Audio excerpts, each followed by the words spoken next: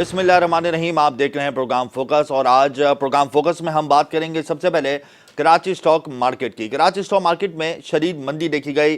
नया माली साल जो शुरू हुआ है इसमें कराची स्टॉक मार्केट में हमने 1000 पॉइंट्स की मंदी देखी। इस साल 2 दफ़ा कराची स्टॉक मार्केट शदीद मंदी की लपेट में आई। इस दफ़ा भी हमने देखा कि कराची स्टॉक मार्केट का इख्तिताम 956 पॉइंट्स के साथ हुआ है। मार्केट का आगाज़ ग्रीन जोन से हुआ था लेकिन करेक्शन ड्यू थी और हमने देखा कि रिफाइनरी पॉलिसी का जो ऐलान हुआ है उसको पॉजिटिव नहीं लिया इन्वेस्टर्स ने, जिसकी वजह से कराची स्टॉक मार्केट में खतरनाक हद तक करेक्शन आई और मार्केट का इख्तिताम 956 पॉइंट के साथ हुआ।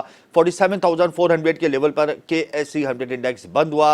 इस साल हमने 13 जनवरी को बड़ी मंदी देखी थी 1300 पॉइंट्स की। उसके बाद हमने आज देखी 1000 पॉइंट्स की मंदी ट्रेडिंग के दौरान, यानी नए माली साल में पहली दफ़ा कराची स्टॉक मार्केट में 1000 पॉइंट्स की मंदी रिकॉर्ड की गई। इसी हवाले से मेरे साथ मौजूद हैं स्टॉक एक्सपर्ट एहसन मेहनती। इनसे हम मजीद जानेंगे कराची स्टॉक मार्केट में जो आज ट्रेडिंग के दौरान मंदी हुई है उस हवाले से इनसे हम गुफ्तगू करेंगे। ओवरऑल 33 मिलियन वॉल्यूम का शेयर्स ट्रेडिंग के दौरान जो है वो रिकॉर्ड किया गया। एहसन साहब बताएं, कराची स्टॉक मार्केट में आज 1000 पॉइंट्स की मंदी देखी गई ट्रेडिंग के दौरान। 956 पॉइंट्स के साथ KSE 100 इंडेक्स बंद हुआ 47,400 के लेवल पर। नए माली साल में पहली दफ़ा हमने इतनी मंदी देखी और साल में दूसरी दफ़ा हमने ये शदीद मंदी देखी है। क्या वजूहात हैं, क्या वजूहात आप समझते हैं कि कराची स्टॉक मार्केट में जो ट्रेडर्स हैं, इन्वेस्टर्स हैं, वो बहुत ज़्यादा मुताद हो गए?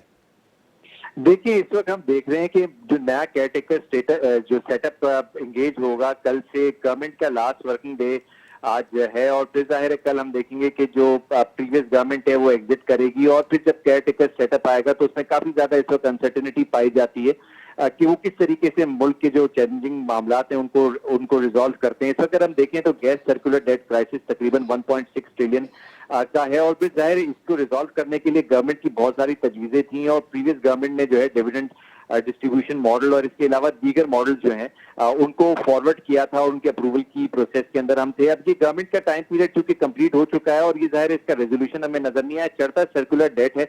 हम ये सिचुएशन को देखते हुए ऑयल सेक्टर के अंदर, पावर सेक्टर के अंदर काफी ज्यादा क्राइसिस इस वक्त मौजूद है सर्कुलर डेट का, जिसकी वजह से ओवरऑल वहां पे प्रेशर नजर आया और मार्केट के अंदर जो है पेशतर लेवल पर, इंस्टीट्यूशनल लेवल पर, फॉरेन इन्वेस्टर के लेवल पर जो है प्रॉफिट टेकिंग जो है वो बुक हुई और जाहिर है इसका मेजर रीजन नए केयर टेकर जो सेटअप है उसके अपॉइंटमेंट की अनसर्टेनिटी है कि वो किस तरह से इन मामलात को, इन चैलेंजिंग मामलात को निपटता है। अच्छा एहसन साहब, नई ऑयल रिफाइनरी पॉलिसी का भी ऐलान किया कल हुकूमत ने, उसका क्या इम्पैक्ट आया? मराद तो दी हुकूमत ने लेकिन जो एक्सपेक्टेशन थी बहुत ज़्यादा हाई इन्वेस्टर्स की, उसके मुताबिक रिफाइनरी पॉलिसी का ऐलान नहीं किया गया। तो आप नहीं समझते कि मजीद मराद अगर मिल जाती तो शायद मार्केट आज प्लस होती? लेकिन बहरहाल मराद तो हमें दी गई हैं और हमारा जो रिफाइनरी का सेटअप है वो भी बहुत ज़्यादा पुराना हो गया है। तो आप क्या समझते हैं इस हवाले से, इस पूरी मीटिंग को और इस पूरे सिनेरियो को आप किस हवाले से देखते हैं? देखिए, आई थिंक ये कोई ट्रांजैक्शनल वैल्यू है जो पेट्रोलियम डेवलपमेंट लेवी की तहत होता है और इसमें रिफाइनरी की कैपेसिटी को बढ़ाया जाता है। आई थिंक इसका कोई रिफ्लेक्शन, आई थिंक मार्केट के अंदर रिफाइनरीज का कोई इतना मेजर रोल नहीं है। प्रॉब्लम इस वक्त मार्केट के अंदर जो नजर आ रहा है वो ये है कि जो प्रेजेंट गवर्नमेंट है वो सही तरीके से सेटल कर रही थी सारे जो मामला थे। IMF का भी अगर आप रिव्यू देखें तो सक्सेसफुली कंप्लीट हो गया, नए प्रोग्राम में $2.5 बिलियन के हम चले गए। अब जो नई गवर्नमेंट है केयरटेकर, उसने IMF के रिव्यू से भी निपटना है और फिर उसके बाद जो चैलेंजिंग सर्कमस्टांसेस है उनसे भी निपटना है। तो आई थिंक कि जो इस वक्त एटलीस्ट मार्केट जो है वो इस वक्त इन चैलेंजेस को देखते हुए अनसर्टेनिटी का शिकार है कि नया केयरटेकर सेटअप क्या होगा और इसको क्या इतना इसको इसकी एबिलिटी होगी ये चैलेंजेस को डील करने की, और नया जो सेटअप उसके बाद पोस्ट इलेक्शन जो जनरल इलेक्शन जो आएगा उसके अंदर कितनी कैपेसिटी होगी कि इन मामला को डील कर सके। ये अनसर्टेनिटी इस वक्त मार्केट के अंदर मौजूद है और इस वक्त जो खड़ा प्रॉब्लम जिस तरह से मैंने बताया कि जो गैस सर्कुलर डेट क्राइसिस है या ओवरऑल जो पावर सर्कुलर डेट क्राइसिस है पावर सेक्टर के अंदर, वो इस वक्त हैम्पर कर रहा है प्रॉपर फंक्शनिंग में कैपिटल मार्केट के अंदर। जो ये बढ़ चुका है, ये जो है गैस की साइड पर 1.6 ट्रिलियन है, ओवरऑल ये 3.5 ट्रिलियन रुपीस से ज्यादा का क्राइसिस है जिसकी रेजोल्यूशन नजर नहीं आ रही है। इसके अंदर स्टेट ओन्ड एंटरप्राइजेस भी हैं जो लॉस मेकिंग है, उनकी प्राइवेटाइजेशन की क्या प्रोस्पेक्ट है, ये सारे मामला इस वक्त की अनसर्टेनिटी का शिकार है और जाहिर ये लिस्टेड कंपनीज हैं। तो ओवरऑल कॉर्पोरेट सेक्टर के अंदर जो प्रॉफिट टेकिंग है वो देखी जा रही है, चाहे आप लोकल इन्वेस्टर की तरफ देखें या फॉरेन इन्वेस्टमेंट भी हम देख रहे हैं कि डाइवर्स्ट हो रही है। देखें, प्रॉफिट टेकिंग तो ड्यू थी, बहरहाल काफ़ी हद तक मार्केट ऊपर चली गई थी, करेक्शन तो आनी थी। लेकिन अगर आप ये नहीं समझते कि अगर अब्दुल हफीज शेख निगरान सेटअप के वज़ीर आज़म बन जाते हैं, जो कि उनका नाम आप देख रहे हैं कि खबरों की शायद सुर्खियों में है इस वक्त, तो उनको तो काफ़ी एक्सपीरियंस है, वज़ीर ख़जाना भी रह चुके हैं मुतअद्दिद बार, फिर IMF से बड़े क्लोजली उनके मामलात हैं। तो आप नहीं समझते कि उनकी तैनाती या उनका मनसब संभालने से एक पॉजिटिव इम्पैक्ट क्रिएट होगा ट्रेडिंग का? देखिए, ये तो अभी बहुत सारे नाम इस वक्त मौजूद हैं, अभी नॉट क्लियर एग्जैक्टली कि अब्दुल हफीज शेख हैं या कौन है, बट ये जब नाम सामने आएंगे आई थिंक मार्केट उसी तरह से रिएक्ट करेगी। अगर अब्दुल हफीज शेख बन जाते हैं, अगर इफ एंड बट अगर अब्दुल हफीज शेख बन जाते तो मार्केट इसको, इस न्यूज को कैसे अब्सॉर्ब करेगी? पॉजिटिवली? आई थिंक इसका पॉजिटिव इम्पैक्ट होगा, लेकिन ये हमें नजर आएगा कि उनके साथ कॉम्पिटिंग कौन है लोग। आई थिंक कि अगर उनसे भी बेहतर लोग अगर आ जाते हैं सामने तो वो फिर जाहिर है उसका हम देख सकते हैं, या उनसे वीक लोग आ जाते हैं तो उसका भी इम्पैक्ट होगा। तो we are not particularly belonging to him, अगर आप बात करें तो इसका पॉजिटिव इम्पैक्ट मार्केट पे कल ही नजर आना चाहिए।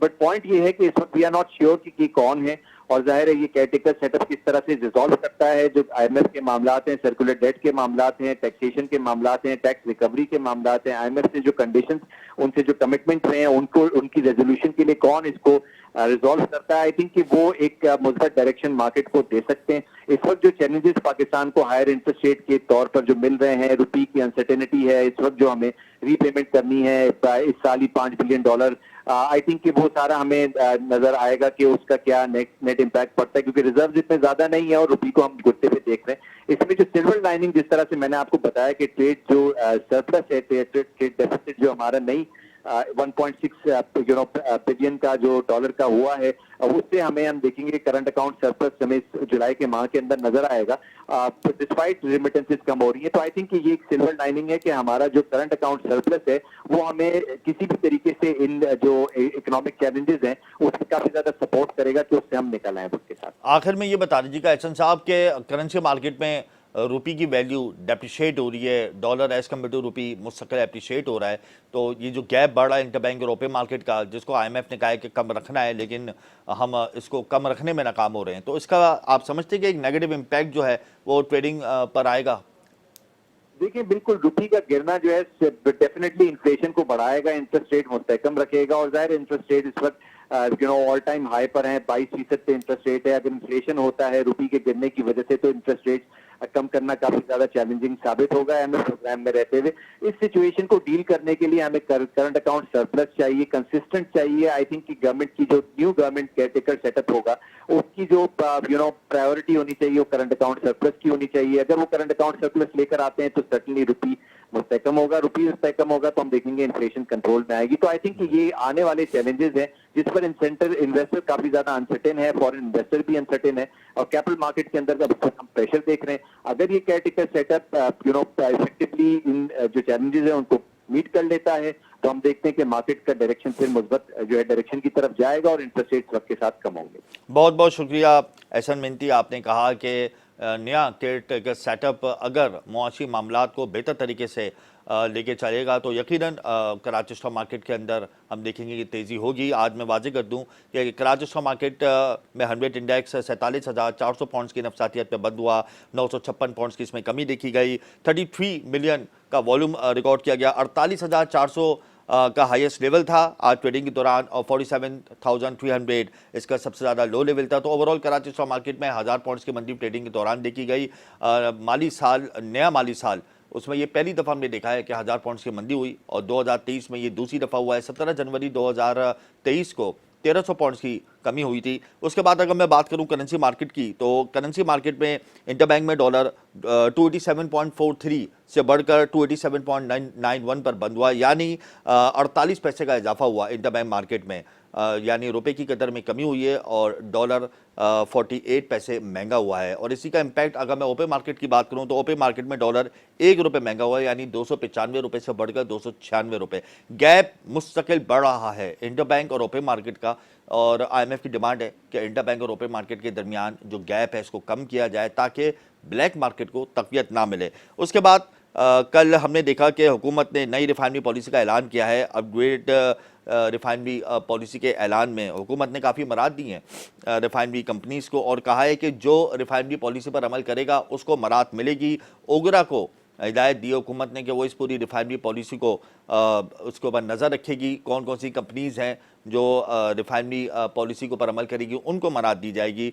अपग्रेड करने के लिए प्रोजेक्ट्स को 4 से 5 अरब डॉलर के अखराजात का तखमीना लगाया हुकूमत ने। कल अहम मीटिंग चेयर की है, प्राइम मिनिस्टर ने ऊपर ये अहकामात सादिर किए हैं कि अगर रिफाइनरी पॉलिसी, जो नई रिफाइनरी पॉलिसी है, उस पर अमल हो जाता है तो अगले 6 सालों में इसकी पैदावार को 100% तक ले जाया जा सकेगा।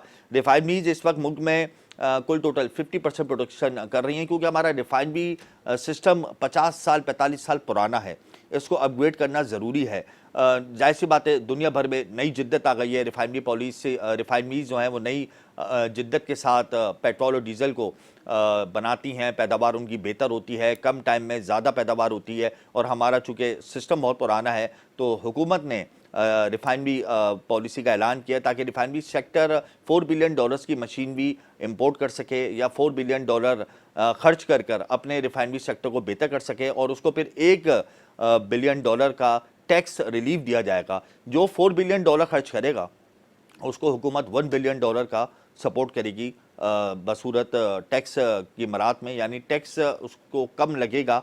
टैक्स की शरह में छूट दी गई है, जिसकी वजह से रिफाइनरी सेक्टर बेहतर होगा। इस हवाले से हम बात करेंगे। इसके अलावा पाकिस्तान लार्ज स्टील प्रोड्यूसर्स ने खतरे की घंटी बजाती है। जाहिर सी बात है, जब पेट्रोल महंगा होगा, बिजली के नर्ख महंगे होंगे, तो जाहिर सी बात है पैदावारी लागत बढ़ेगी और फिर उसका इम्पैक्ट हर शोबे पर आएगा। इसके अलावा नेशनल बैंक ऑफ पाकिस्तान में बिल आखिर 15 माह बाद सदर की तैनाती कर दी है और हुकूमत ने इस हवाले से नोटिफिकेशन का इजरा कर दिया है। ये तमाम पॉइंट्स आज हम प्रोग्राम में डिस्कस करेंगे। कराची स्टॉक मार्केट के हवाले से हम आपको अपडेट दे चुके हैं। यहाँ पर वक्त हुआ एक ब्रेक का, हमारे साथ रहिएगा।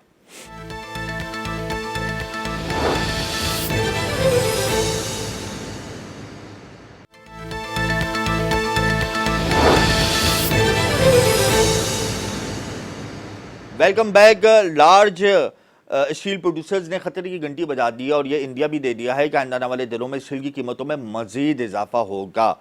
इस हवाले से हमें ज्वाइन किया है वाजिद बुखारी साहब, जनरल सेक्रेटरी हैं पाकिस्तान लार्ज स्टील प्रोड्यूसर्स के। वाजिद बुखारी साहब, ये बताएं कि स्टील की कीमतों में मुसलसल इजाफा हो रहा है, वजह क्या है? कितना आप समझते हैं कि मजीद इजाफा हो सकता है? पेट्रोल महंगा हुआ है, इस बात को तस्लीम कर लेते हैं, बिजली के नर्ख भी महंगे हुए हैं, लेकिन वाजिद बुखारी साहब, इतना ज़्यादा इजाफा हो गया है तो किस तरीके से कंस्ट्रक्शन होगी, किस तरीके से मामलात बैठेंगे कारोबारी? ये तो बड़ी ख़तरनाक आपने घंटी बजाती है, ख़तरनाक इशारे दे दिया आपने। देखिए, अभी रिसेंटली गवर्नमेंट ने बिजली की कीमत में 7.5 रुपये फी यूनिट इजाफा किया है और अगर हम पिछले एक साल को देखें तो इस साल में 78% जो कॉस्ट ऑफ इलेक्ट्रिसिटी वो बढ़ी है।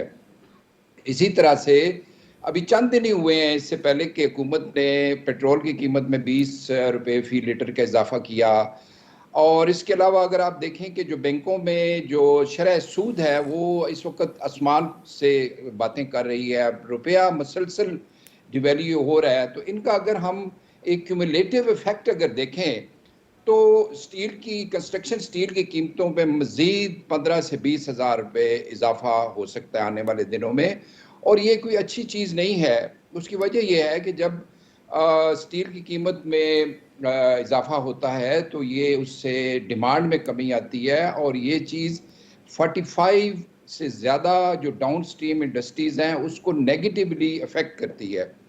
और पिछले एक साल में तो मैं समझता हूँ कि बहुत सारे जो प्रोजेक्ट्स हैं, चूँकि कॉन्स्टेंटली प्राइसेस डिवेल्यूएशन की वजह से पाकिस्तान में जो है, और फिर और बहुत से फैक्टर्स हैं जिनकी वजह से एलसीज का इशू, एक क्राइसिस के बाद दूसरा क्राइसिस, प्राइसेस बढ़ी हैं and it's very counter productive. ये ना तो स्टील सेक्टर को हेल्प करता है ये चीज़, ना कंस्ट्रक्शन इंडस्ट्री को, और ना ही बाकी सारी इंडस्ट्रीज जो हैं, जो ये एक चेन है जो सारा इफेक्ट होता है इसकी वजह से। और इसमें अच्छा वाजिद साहब, फी टन सरिये की कीमत इस वक्त 2,70,000 रुपये पहुंच गई है। गुज़िश्ता 2-3 हफ्ते कबल 2,50,000 रुपये फ़ी टन, 2,55,000 रुपये फ़ी टन थी, अब 2,70,000 रुपये फ़ी टन पे पहुंच गई है। मज़ीद आपने कहा है कि इजाफा होगा, जाहिर सी बात है, डॉलर महंगा हो रहा है, पेट्रोल के नर्ख बढ़े हैं, बिजली के नर्ख बढ़े हैं, तो आप क्या समझते हैं कहाँ पर ये रेट जाएगा?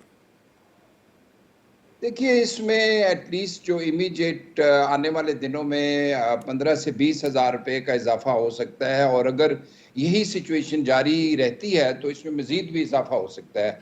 आज हम एक खबर देख रहे थे कि डिस्कोज ने गवर्नमेंट को रिक्वेस्ट की है कि आप 6 रुपये बिजली के यूनिट्स में मजीद इजाफा करें, और अगर वो भी इजाफा कर दिया जाता है तो this will all translate into further increase in जो इसकी कॉस्ट है स्टील की, उसमें मजीद इसकी वजह से बढ़ेगी। तो it can go to, I mean इस वक्त हम ये नहीं कह सकते, बट इट कैन, प्राइस जो है मजीद यकीनन बढ़ेगी अगर ये सारे फैक्टर्स होते हैं। मतलब 3 लाख रुपए फी टन सरिया पहुंच जाएगा, आप समझता है आने वाले चंद हफ्तों में?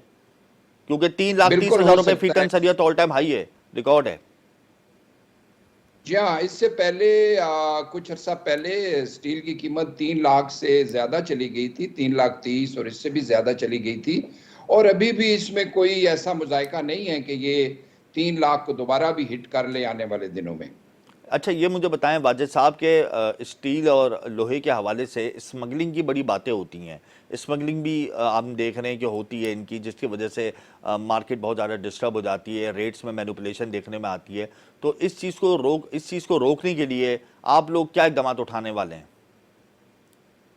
देखिए, हम जो है स्मगलिंग एक बहुत बड़ी थ्रेट है लोकल इंडस्ट्री को, और ईरान और अफ़गानिस्तान से स्मगलिंग जो कि मैं समझता हूँ कि फ्लड गेट्स ऑफ स्मगलिंग जो है वो खुले हुए हैं, और हुकूमत ने और जो लोग भी सुपरवाइज़ करते हैं इसको रोकते हैं, उन्होंने इससे आंखें बंद की हुई हैं। और आप यकीन करें कि बलूचिस्तान में जो बलूचिस्तान की स्टील इंडस्ट्री है वो टोटली वाइप्ड आउट हो चुकी है, और बलूचिस्तान में और क्वेटा में 90% जो स्टील बिक रहा है नॉन टैक्स पेड स्टील वो ईरान से है जो आ रहा है। और मेरे ख्याल के मुताबिक इस वक्त smuggling is one of the biggest threats to the survival of हमारी इंडस्ट्री को, उसको एक बहुत बड़ा एक थ्रेट है। और हम हुकूमत से बार बार हमने रिक्वेस्ट की है, अखबारों में इश्तिहार दिए हैं, गवर्नमेंट के मुख्तलिफ इदारों से हम उनको राब्ते में हैं, लेकिन मैं ये समझता हूँ कि इसमें जिस तरह इसके ऊपर एक्शन लेना चाहिए हुकूमत उस तरीके से एक्शन नहीं ले रही। और स्टील इंडस्ट्री जो कि बेसिकली ये किसी भी मुल्क की एक रीढ़ की हड्डी की हैसियत होती है इससे, और मैंने जैसे आपसे पहले अर्ज़ किया है कि 45 से ज़्यादा इंडस्ट्रीज़ जो हैं वो जब स्टील के ज़रिए वो बाकी इंडस्ट्रीज़ भी रन करती हैं, और उसमें लाखों लोगों के जो है रोज़गार है, और ये इंडस्ट्री 200 से 300 अरब रुपए सालाना हुकूमत को टैक्स देती है। अगर यही सूरत हाल रहेगी तो ये इंडस्ट्री क्लोज हो जाएगी, ना गवर्नमेंट को रेवेन्यू मिलेगा, ना लोगों को जॉब्स, और ये कंस्ट्रक्शन जैसे एक्टिविटी ऑलरेडी इस तरह बुरी तरह मुतासर हुई है, ये मजीद क्लोजर की तरफ बढ़ेगी। तो इसलिए हुकूमत को इस पे बहुत ही इमीडिएट एक्शन लेने की ज़रूरत है स्मगलिंग के ऊपर। अच्छा, ये बताएं वाजिद साहब के स्मगलिंग से कितना नुकसान हुआ है एक अंदाजे के मुताबिक? वैसे ही लार्ज मैन्युफैक्चरिंग स्केल में आता है स्टील सेक्टर, 40% कैपेसिटी पे इस वक्त ट्रेड हो रहा है। स्मगलिंग की वजह से आप क्या समझते हैं ओवरऑल एक अंदाजे के मुताबिक कितना नुकसान हो चुका है आप लोगों को और हुकूमत को? और जी हाँ, हमारा अंदाज़ा है कि सालाना 5 लाख टन स्टील जो है, जो ईरान से और अफ़गानिस्तान के रास्ते वो पाकिस्तान में आ रहा है, और ये पाकिस्तान की जो टोटल स्टील प्रोड्यूसिंग की कैपेसिटी है उसका तकरीबन 10% बनता है। और हमारे अंदाजे के मुताबिक इसका हुकूमत को सालाना 25 अरब रुपए का जो रेवेन्यू लॉस है, 25 इट्स अ अरब रुपए ह्यूज का? अमाउंट, 25 अरब रुपए सालाना है। और मैं ये भी अर्ज करूंगा कि ये तमाम जो कुछ स्मगलिंग है, ये एक ऑर्गेनाइज्ड क्राइम है विच इज़ बीइंग परपेट्रेटेड। और ये जो आपके जो रोड्स हैं, ये होता है ना, कई स्मगलिंग होती हैं कि जो पहाड़ों के ज़रिए, ये रोड्स के ज़रिए आती हैं। जो ट्राला 140 टन स्टील लेके आता है उसको 40 टन की जीडीज वो उसको डिक्लेयर 40 टन करते हैं। उसकी वजह यह है कि किसी भी चेक पोस्ट के ऊपर जो वेइंग ब्रिजेस हैं वो नहीं लगाए गए, ना ही वहाँ पे स्कैनर दिए गए हैं। तो मैं ये समझता हूँ कि ये एक deliberate I would say deliberately ये किया जा रहा है कि स्मगलिंग की तरफ से आंखें बंद की जा रही हैं, और ये चीज जो है मुल्क की इंडस्ट्री को तबाही की तरफ लेके जा रही है, स्पेशली स्टील सेक्टर। आपने हुकूमत को कोई ख़त लिखा, हुकूमत की तवज्जो आपने यहाँ पर मरकूज़ करने की कोशिश की कि किस तरीके से लॉसेस हो रहे हैं, लाइन लॉसेस कौन कौन से हैं, उसकी बेहतरी के लिए आपने कुछ हुकूमत से रब्ता किया? वैसे अब हुकूमत तो एक दिन की मेहमान है, लेकिन मैं मांझी की बात करूँ कि आपने क्या काविशें की? हम लोग हुकूमत से regularly we are in touch, और ना सिर्फ हम हुकूमत से इन टच हैं, कस्टम डिपार्टमेंट है, इसके अलावा जो सूबाई हुकूमत है, सूबाई गवर्नर, चीफ मिनिस्टर, कमिश्नर्स, उसके अलावा जो बाकी एजेंसीज हैं उन तमाम को हम, केपी में भी सिमिलरली, इसी तरीके से और भी जो जितने भी इदारे इससे मुंसलिक हैं उन तमाम को हम regularly through letters, through correspondence, हमारी मीटिंग्स के ज़रिए हम उनसे राब्ते कर रहे हैं।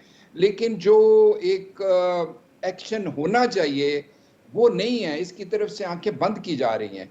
मैं आपको ये भी बताना चाहूँगा, कुछ दिन पहले एक हमारे एक्स प्राइम मिनिस्टर ने स्टेटमेंट दी थी कि अफ़गानिस्तान से जो गाड़ियाँ आती हैं, देखिए अफ़गानिस्तान में हम समझते हैं कि वहाँ पे एक रैग टैग गवर्नमेंट है, लेकिन वहाँ कोई भी जो गाड़ी है वो जो अलाउड वज़न है उससे ज़्यादा वो नहीं वज़न अपना कैरी कर सकती, जबकि वही गाड़ियाँ जब पाकिस्तान के बॉर्डर से इधर आती हैं तो वो डबल वेट जो अलाउड है वज़न है उससे डबल।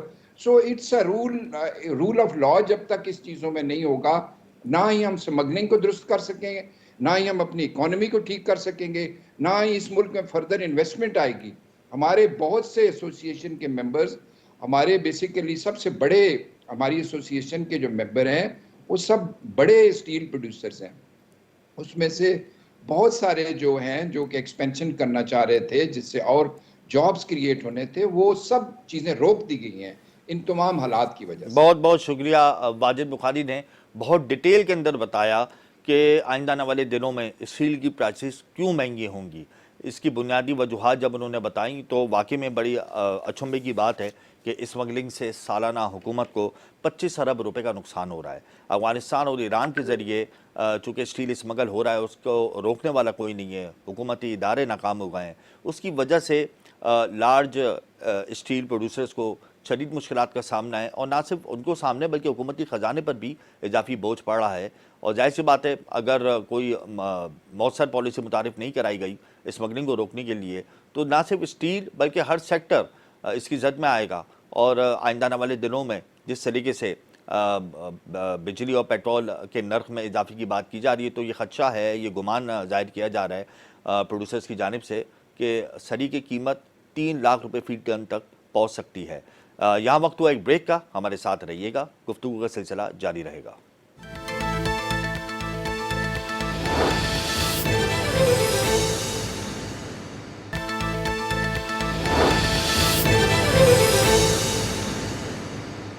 Welcome back. स्टील की प्राइसेस महंगी होंगी या अंदिया दे दिया है स्टील प्रोड्यूसर्स ने भी, और इसी हवाले से मुझे प्रोग्राम में ज्वाइन किया है all iron steel merchant association के सदर हम्माद पूनावाला ने। मैं इनसे भी जानूंगा कि क्या वजूहात हैं कि स्टील की कीमतें मुकामी सतह पर बढ़ेंगी। अच्छा, हमने देखा था कि जब स्टील की कीमतों में इजाफा हुआ था तो आबाद जो एक इदारा है तमाम बिल्डर्स का, एक तंजीम है तमाम बिल्डर्स की, उन्होंने बाइकआउट कर दिया था। उसके बाद फिर जो मैनिपुलेशन या स्पेकुलेशन जो की जा रही थी स्टील की कीमतों में, वो एकदम से कंट्रोल हो गई और स्टील की कीमतें नीचे आ गई। तो इसी हवाले से मैंने हम्माद पूनावाला को लाइन पे लिया है। हम्माद साहब, ये मुझे बताएं कि अगर स्टील की कीमतों में मजीद इजाफा होता है तो आबाद ने जैसे पहले बाइकआउट किया था, अगर वो दोबारा बाइकआउट कर दे तो आप समझते हैं कि स्टील की कीमतें कंट्रोल हो जाएंगी? वालेकुम हमजा भाई, बहुत बहुत शुक्रिया स्पेशली इस सेक्टर पे बात करने के लिए। ये बड़ा इंपॉर्टेंट सेक्टर है और इसके बगैर जो है वो आपको पता है कि तामीराती शोबा और दीगर इंडस्ट्रीज जो है वो लोहे के बगैर नहीं चल सकती। आपने कहा आबाद के बाइकआउट, देखिए वो एक अलग सिनेरियो था और ये बिल्कुल डिफरेंट है। ये जो प्राइसेस के अंदर फ्लक्चुएशन आई है या जो लोहे के अंदर कीमतों में इजाफा नजर आ रहा है, इजाफा हो चुका है और मजीद इजाफा नजर आ रहा है। आपने देखा होगा मेरे लास्ट ट्रिकर्स के अंदर या दूसरे प्रोग्राम्स के अंदर मैं बारहा ये कहता रहा हूँ कि स्टील की प्राइसेस मजीद बढ़ने की है।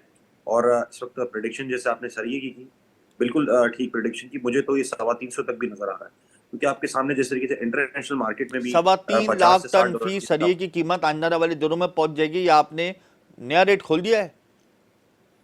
जी बिल्कुल बिल्कुल। देखिए, मैं आपको आगे की प्रिडिक्शन दे रहा हूँ। जो सूरत हाल है इस वक्त, डॉलर की सिचुएशन है, जो प्रिडिक्शन है मार्केट में गहमा गहमी मची हुई है। और लोगों की जो प्रिडिक्शन है इस वक्त, केयर टेकर गवर्नमेंट के आते ही लोग डॉलर को वो 350 325 को प्रिडिक्ट कर रहे हैं। इंटरनेशनल मार्केट जिस तरीके से इजाफा हो रहा है, उसके हिसाब से एलसी के अंदर मुश्किलात, ये सब चीज़ों को मिलाते हुए मैं इसको 300 प्लस 325 तक जो है वो कीमत को देखता हूँ। और अगर आबाद बाइकआउट कर देते आप लोगों का दोबारा से, तो आप समझते हैं कि सर इससे कीमतें कंट्रोल हो जाएंगी? क्योंकि जाहिर सी बात है हमजा इससे कोई तकरीबन फर्क 300 से ज्यादा हम तामीराती शोबे, यानी जो कंस्ट्रक्शन फील्ड्स हैं वो मुकम्मल तौर पे बंद हो चुकी हैं। 300 प्रोजेक्ट्स बंद हो देखिए चुके हमजा हैं ये स्टील महंगा देखिए होने की वजह हमजा से। अब मजीद होगा महंगा तो वो किस तरीके से टोटली सर्वाइवल होगा? हमजा वो टोटली डिफरेंट सिनेरियो था, और ये जो सिनेरियो है बिल्कुल डिफरेंट है। इस वक्त जो मुल्क के हालात हैं, डॉलर की कंडीशंस है, इंटरनेशनल मार्केट है, इनको देखते हुए प्राइसेस में डिफरेंस आया है। जो पहले की सिचुएशन थी वो एक कार्टेल के ऊपर जो है वो बना हुआ था, जिसके ऊपर लोगों ने एक शॉर्टेज की हुई थी, उसके ऊपर एक आबाद ने स्टैंड लिया था। लेकिन ये तो महंगाई आई हुई इन्फ्लेशन है, ये तो पूरे मुल्क के साथ है, खाली लोहे के ऊपर डिफरेंस नहीं आ रहा। आप देखिए ना, लोगों की कॉस्ट ही बढ़ गई। एक चीज की कॉस्ट बढ़ जाएगी तो आप उसको अगर बंद कर दें या उसकी डिमांड खत्म हो जाए, लेकिन उसको आप नीचे तो नहीं ला सकते। तो आप समझते हैं कि 3.25 लाख फी टन सरी की कीमत पहुंच जाएगी आइंदा चंद हफ्तों में, और इसकी बुनियादी वजह आप कह रहे हैं कि महंगाई है, पेट्रोलियम मसवात की कीमतों में देखिए इजाफा है, मैं बिजली के नर्ख में इजाफा है। आगे आने वाला आगे आने वाले महीने में मैं आपको इसके लिए फॉर श्योर कह सकता हूँ कि साढ़े 300 को भी टच कर सकते 3.5 लाख फी टन सरिया जा सकता है नेक्स्ट मंथ, आप ये कह रहे हैं? ये मुमकिन है? हैं। जी बिल्कुल बिल्कुल। देखिए, अच्छा, ये बातें सब कबल वक्त हैं, लेकिन मैं आपको काफी अहम मतलब लोगों आपने की एक हमारी रेट तो दे दिया ना मीटिंग भी मुझे हुई है, इसके एक, हवाले से हाँ स्पेकुलेट तो डिस्कशन कर भी दिया हुआ है। आपने। अच्छा एलसीज हम के एक बड़ा मसाइल, बड़ा जो है मेजर डिफरेंस देख रहे हैं इसके अंदर। अच्छा एलसीज के मसाइल हल हो रहे हैं? आपकी एलसीज क्लियर हो रही हैं? कुछ रिलीफ मिल रहा है? क्योंकि स्टेट बैंक ने सर्कुलर तो जारी किया है कि एलसीज देखिए एक को तो क्लियर किया जाए। देख कमर्शियल बैंक्स आपको एलसीज में सपोर्ट कर रहे हैं? देखिए, एलसीज के जो मामलात हैं हमजा, वो मिनिमम 50% मार्जिन के ऊपर लोग अपनी एलसीज खोलने में कामयाब होते हैं, और इसकी एक फाइनेंशियल कॉस्ट होती है। जैसे कि आपको पता है कि बैंक का इंटरेस्ट रेट बहुत ज्यादा बढ़ चुका है, और मजीद जैसे कि आईएमएफ का माहिदा हुआ है, उसके हिसाब से 26% तक एक्सपेक्टेड है कि हमारा इंटरेस्ट रेट जो है वो चला जाएगा। तो इसकी वजह से लोगों को एक फाइनेंशियल कॉस्ट भी पड़ती है। तो जब 2.5 से 3 महीने बाद मटेरियल यहाँ पोर्ट पे पहुंचता है तो उसकी कॉस्ट बढ़ जाती है, और उसके बाद बैंक जो है वो मजीद ब्लैकमेल करते हैं। जैसे आज का जो रेट है, वो जो इंटर बैंक का जो रेट था, उससे 4 रुपए ऊपर लोगों ने जो है अपने डॉक्यूमेंट रिलीज करवाए। तो ये जो बैंक जो है 4-4 5-5 जो ब्लैकमेल करके लोगों से वसूल कर रहा है, इसकी भी एक कॉस्ट है। आप अगर समझते हैं कि आइंदा आने वाले दिनों में इंटरनेशनल मार्केट में स्टील की प्राइसेस नीचे आती तो उसका इम्पैक्ट यहाँ पर भी आएगा और यहाँ पर भी स्टील की प्राइसेस नीचे आ सकेंगी, या इस ये सर बिल्कुल इसका एक इंटरनेशनल जुदा मार्केट मामला का है कि अगर इम्पैक्ट इंटरनेशनल मार्केट में स्टील की प्राइसेस नीचे आ भी जाएं तो उससे कोई फर्क नहीं पड़ेगा, जो एक रेट फिक्स हो गया है बस उस वही रेट हम अब से कुछ चलाएंगे। घंटों पहले इंटरनेशनल मार्केट में थोड़ा सा डिफरेंस जरूर आया है, नीचे की तरफ हुआ है, लेकिन उससे कोई फर्क नहीं पड़ता। जो जिस तरीके से इम्प्रूवमेंट इंटरनेशनल मार्केट में भी नजर आ रही है, और प्लस जो डॉलर की सबसे बड़ा जो इस वक्त जो पैनिक है वो डॉलर है। तो डॉलर की जो आवाजें हैं, जिसकी वजह से जो है ना इम्पोर्टर्स अपना मटेरियल बेच नहीं पा रहे। बहुत बहुत शुक्रिया। हम्माद पूनावाला ने भी यही खदशा जाहिर किया है कि आइंदा आने वाले दिनों के अंदर स्टील की प्राइसेस ऑल टाइम हाई जा सकती हैं। 3,30,000 फी टन सरी की कीमत रिकॉर्ड की गई थी, और इन्होंने तो खदशा जाहिर कर दिया कि 3,50,000 रुपये फी टन सरी की कीमत जा सकती है, जिसकी बुनियादी वजह डॉलर की कीमत में इजाफा है, पेट्रोलियम मसनूआत की कीमतों में इजाफा है, बिजली के नरखों में इजाफा है। और अगर इंटरनेशनल मार्केट में स्टील की प्राइसेस कम हो भी जाती हैं तो उसका भी कोई इम्पैक्ट, पॉजिटिव इम्पैक्ट, मुस्बत असरात स्टील मार्केट पर मुरतब नहीं होंगे। लार्ज मैन्युफैक्चरिंग स्केल की इंडस्ट्री है स्टील इंडस्ट्री, वो इस वक्त ज़बो हाली का शिकार है स्मगलिंग की वजह से, गलत पॉलिसियों की वजह से। फिर जाहिर सी बात है जो कमर्शियल बैंक्स हैं एलसीज खोलने के हवाले से जो ओवर चार्ज कर रहे हैं, उस हवाले से भी एक आम सारिफ को, बिल्डर को और प्रोड्यूसर को, रिटेलर को, ट्रेडर को उसका एक इजाफी बोझ भुगतना पड़ रहा है। और ये सारी वजह जो है हमारे मुल्क में लिक्विडिटी क्रंच है डॉलर का, फिर हमारे मुल्क में पॉलिसीज़ नहीं है, फिर आईएमएफ की हिदायत को सामने रखते हुए हमने अपनी पॉलिसी बनानी होगी। एक दिन के बाद निगरा हुकूमत का क़याम अमल में आएगा। कल कौन वज़ीर-ए-आज़म बनने जा रहा है इसका ऐलान होगा। कल असम्बली शाम में डिज़ोल्व होगी, हुकूमत अपनी असम्बलियाँ शाम में तहलील करेगी, उसके बाद नाम मंजर आम पर आएगा। इस हवाले से बहुत ज़्यादा खदशात हैं, तहफ़्फ़ुज़ात हैं। एक तरीके के ये समझ लीजिए कि शेक हुआ है पूरा बिजनेस सेक्टर के। कौन होगा जो इस वक्त मुआशी पहिए को चलाएगा, किस तरीके से चलाएगा, IMF की मज़ीद नई शराइत क्या होंगी, ये तमाम बातें हैं जिसकी वजह से हर सेक्टर इस वक्त परेशान है, ख्वाह वो स्टॉक मार्केट हो, करेंसी मार्केट हो, ट्रेडर्स हो, रिटेलर्स हों, प्रोड्यूसर्स हों। तो ओवरऑल इस वक्त हमें अनगिनत मसाइल का सामना है, इसमें खैर कोई दो राय नहीं। आज हमने देखा कि करेंसी मार्केट में डॉलर की कीमत में मज़ीद इजाफा हुआ है, स्टॉक मार्केट के अंदर 100 इंडेक्स कमी के साथ बंद हुआ। तो ये तमाम अवामिल हैं जिसकी वजह से आइंदा आने वाले मौशी अशारिये मुस्बत सिमत गामजन नहीं हो पाएंगे। अब देखना ये होगा कि नया सेटअप आएगा और वो क्या मौशी पॉलिसी अपनाता है जिससे हमारी मईशत बेहतर हो सकेगी। प्रोग्राम का वक्त ख़त्म होता है, कल तक के लिए हमें इजाज़त दीजिए। अल्लाह हाफिज़।